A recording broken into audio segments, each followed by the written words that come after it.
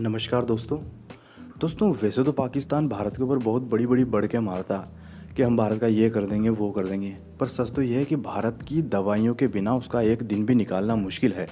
इस वीडियो में पाकिस्तान की दवाइयों का अध्यक्ष बोल रहा है कि भारत से आयात होने वाली दवाइयों पर अगर पाकिस्तान ने प्रतिबंध लगाया तो यहाँ बहुत बुरे हालात हो जाएंगे। हम भारत से आने वाली सस्ती दवाइयों के बिना ज़्यादा दिन नहीं टिक सकते, क्योंकि तुम जिस चीन के साथ दोस्ती पर बड़ी बड़ी बढ़ के मारते नहीं थकते हो कि हिमालय से ऊंची और समंदर से गहरी हमारी दोस्ती है, वही चीन के मुनाफाखोर व्यापारी जो दवाई बेचते हैं, हमें जो दवाई भारत से 10 रुपये में पड़ती है वही दवाई चीन के व्यापारी 400 रुपये में बेचते हैं। इस वीडियो में वो चीन के ऊपर गुस्सा खाते हुए भी दिखता है। तो पहले आइए इनका ये वीडियो देखते हैं, फिर इनका ऑपरेशन करते हैं। पाक भारत ताल्लुकात में कशीदगी के बाद मशरकी सरहद को मुकम्मल तौर पर बंद करने के बाद भारत के साथ पिछले लगभग 1.5 साल से तिजारती अशिया की जो दरामद और बरामद है उस पर पाबंदी लगी हुई है, जिसकी वजह से भारत से दरामद की जाने वाली अद्वियात के खाम माल की जो अदम दस्तयाबी है उससे काफी मसाइल जन्म ले रहे हैं। दवासाज कंपनीज ने हुकूमत से ये मुतालबा किया है कि अद्वियात की तैयारी का ज्यादा जो इन्हसार है वो भारतीय खाम माल पर होता है, इसीलिए भारत से दरामद पर पाबंदी न लगाएं वरना 50% तक जो है वो नुकसान होगा। दवासाजों ने हुकूमत को ये भी वार्निंग जारी की है कि भारत से खाम माल की जो दरामद है उस पर पाबंदी से न सिर्फ अद्वियात की कमी और कीमतों में इजाफा होगा बल्कि कोविड-19 के खिलाफ पाकिस्तान के इकदाम काफी कमजोर पड़ जाएंगे। कराची प्रेस क्लब में Pakistan pharmaceutical manufacturers association PPMA के नुमाइंदों ने न्यूज ब्रीफिंग में हुकूमत को वार्निंग दी। दरअसल 95% अद्वियात जो है वो दरामदी खाम माल की मदद से तैयार की जाती है, जिसमें भारत से तकरीबन 50%, जबकि दीगर ममालिक जो हैं जिनमें चीन है, यूरोप है, उनसे और दीगर जो ममालिक हैं उनसे दरामद किया जाता है। तो एक बड़ा हिस्सा हम इस वक्त भारत से जो है वो दरामद कर रहे हैं। भारत से दरामद की जाने वाली अद्वियात में वैक्सीन भी शामिल हैं। दवासाज कंपनीज ने तशवीश का इजहार किया है कि हुकूमत के सामने इस मसले को दुरुस्त अंदाज में पेश ही नहीं किया जा रहा। हुकूमत की इस पॉलिसी से मुल्क में अद्वियात साजी की सनत को काफी जो खतरात हैं वो लाहक हो चुके हैं। इन्हीं पर बात करने के लिए हमारे साथ इस वक्त PPMA के साबिक मरकजी चेयरमैन डॉक्टर कैसर वहीद साहब मौजूद हैं। बहुत शुक्रिया डॉक्टर साहब प्रोग्राम में ज्वाइन करने के लिए। डॉक्टर ये बताएगा कि आप लोगों की तरफ से बार बार हुकूमत को वार्न किया जा रहा है, आखिर किस किस्म के नताइज निकल सकते हैं और क्या क्या चीजें हमें भुगतना पड़ सकती हैं अगर ये पाबंदी लगती है तो?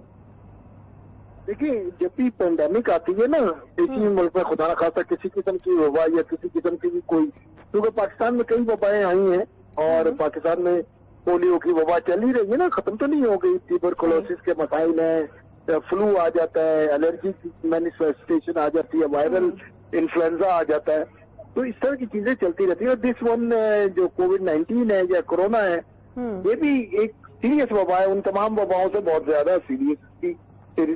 तो ऐसी चीजों में जब बीमारियां बहुत ज्यादा हो, और पाकिस्तान का प्रॉब्लम ये है कि हाइजीनिक कंडीशन इतनी अच्छी नहीं है, तो इसलिए लोगों का इन्हसार मुख्तलिफ तरह की दवाइयों पे भी होता है बहुत ज्यादा compare to whatever healthy nation so called. लेकिन पाकिस्तान में उन दवाइयों का बड़ा इंतजार, जैसे दुनिया में एंटीबायोटिक का इस्तेमाल इतना आहिस्ता आहिस्ता कम होता चला जा रहा है बिकॉज ऑफ दी रेजिस्टेंस, लेकिन पाकिस्तान में बढ़ता चला जा रहा है कि पाकिस्तान में जितनी भी दवाइयां बिकती है 22% उसमें हिस्सा हर तरह की एंटीबायोटिक का है।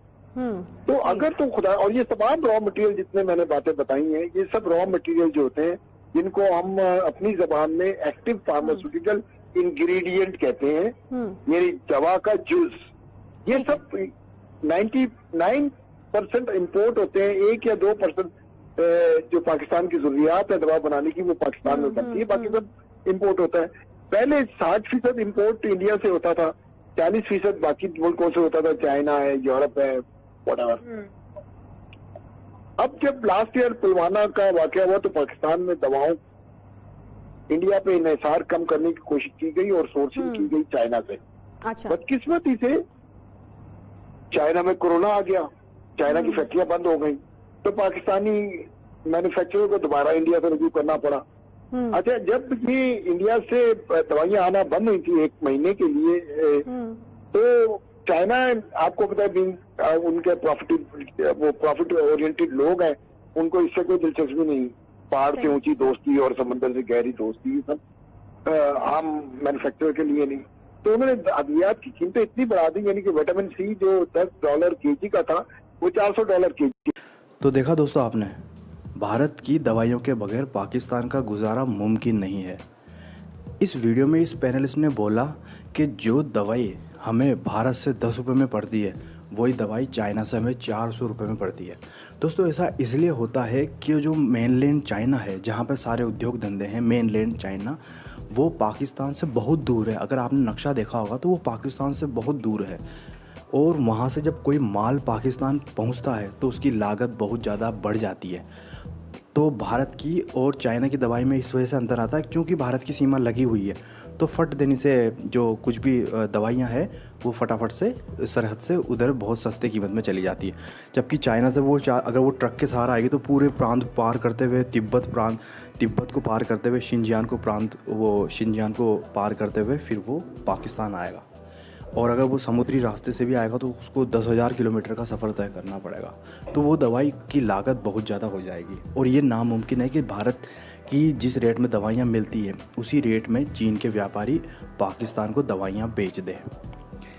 भारत को इस चीज़ को अपने फ़ायदे के लिए इस्तेमाल करना चाहिए। भारत पता नहीं इस चीज़ को अपने फ़ायदे के लिए इस्तेमाल क्यों नहीं करता।